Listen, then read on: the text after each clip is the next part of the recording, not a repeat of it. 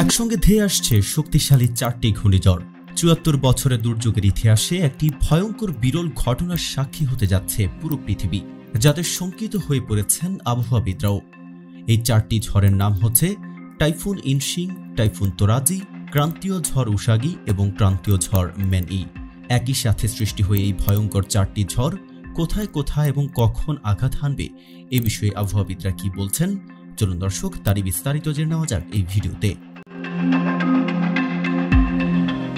আবহাওয়া জগতে ঘটছে এক বিরল ঘটনা।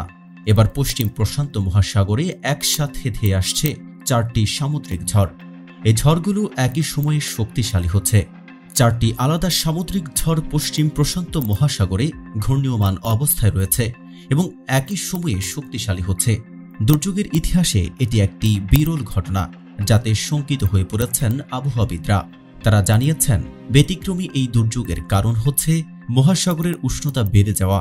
জাপানের আবহাওয়া সংস্থা মঙ্গলবার সংবাদ মাধ্যম CNN-কে নিশ্চিত করেছে, 1951 সালে ঝড় সংক্রান্ত রেকর্ড শুরু হওয়ার পর গত ৭৪ বছরের মধ্যে এবারই প্রথমবারের মতো নভেম্বর মাসে 4টি ভিন্ন ভিন্ন নামযুক্ত ঝড় একই সঙ্গে শক্তিশালী হচ্ছে। যৌথ টাইফুন সতর্কতা কেন্দ্রের স্যাটেলাইট চিত্রে দেখা যাচ্ছে 4টি ঝড় পশ্চিম প্রশান্ত মহাসাগরের বিশাল এলাকা জুড়ে বিস্তৃত, যা ভিয়েতনাম থেকে গুয়াম পর্যন্ত ছড়িয়ে রয়েছে। এই 4টি ঝড়ের নাম হচ্ছে টাইফুন ইনশিং, টাইফুন তোরাজি, ক্রান্তীয় ঝড় উসাগি এবং ক্রান্তীয় ঝড় মেনই।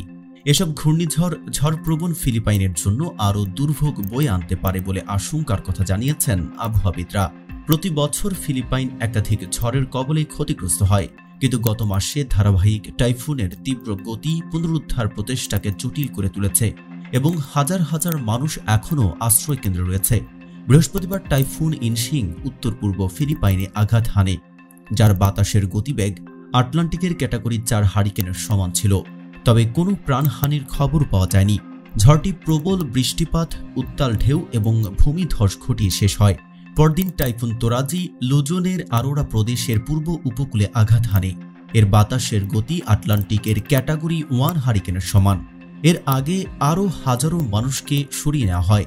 এখন একটি ক্রান্তীয় ঝড়ে রূপান্তরিত হওয়া তোরাজি দক্ষিণ চীন সাগর দিয়ে অগ্রসর হওয়ার সঙ্গে সঙ্গে দুর্বল হয়ে যাওয়ার সম্ভাবনা রয়েছে।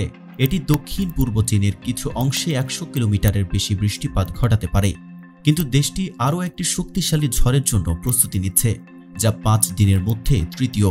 ট্রপিক্যাল স্টর্ম উসাগি লুজানের প্রায় 750 কিলোমিটার উত্তর পূর্বে অবস্থিত এবং ফিলিপাইনের দিকে ধেয়ে আসার সময় মঙ্গলবার সন্ধ্যা নাগাদ এটি একটি টাইফুনে পরিণত হওয়ার আশঙ্কা রয়েছে।